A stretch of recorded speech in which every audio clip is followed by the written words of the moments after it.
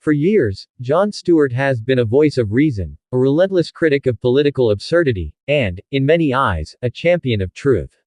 But when it comes to the Democratic Party's shortcomings, there's a part of the story he doesn't tell.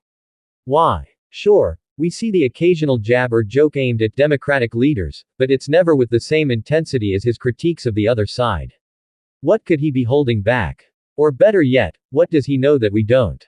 To understand this mystery, let's look closer at how the Democratic Party operates. Many believe that, unlike their rivals, they stand on the high ground of empathy, equality, and progress. But are these ideals just that, ideals, far removed from the harsh realities of how politics work? And why doesn't Jon Stewart pull back the curtain on this illusion? Consider this. While many Democrats claim to fight for the underdog, certain policies have led to disappointing results. Programs aimed at lifting communities sometimes fall short or, worse, backfire.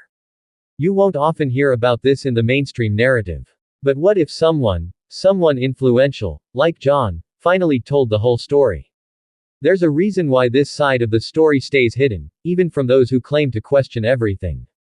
But as you'll see, the answers run deeper than any one personality. Politics is a game, and the cost of playing it, whether you're a commentator or a politician, is loyalty. In today's climate, any public figure who pushes too hard against the party line risks losing their platform. Stewart may criticize Democrats lightly, but he knows the line. This is where things get complicated. Stewart has built his career as a man who challenges the system, but even he might hesitate to dive into territory that would alienate a part of his audience. And if Jon Stewart feels that pressure, what does that say about the rest of us? By not fully dissecting the Democrats' failures, Stewart may be keeping us comfortable, giving us half-truths that don't challenge our biases.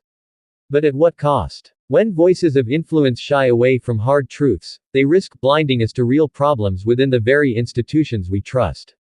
Could that be why change feels so elusive, even with allies in high places?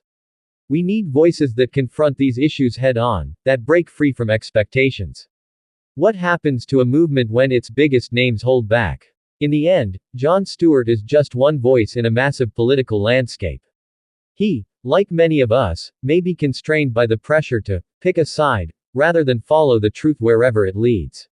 But here's the question that each of us needs to ask: are we listening for truth, or for comfort?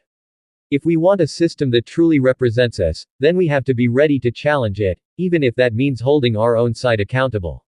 Maybe Jon Stewart isn't telling you everything. But that doesn't mean you can't seek the truth yourself.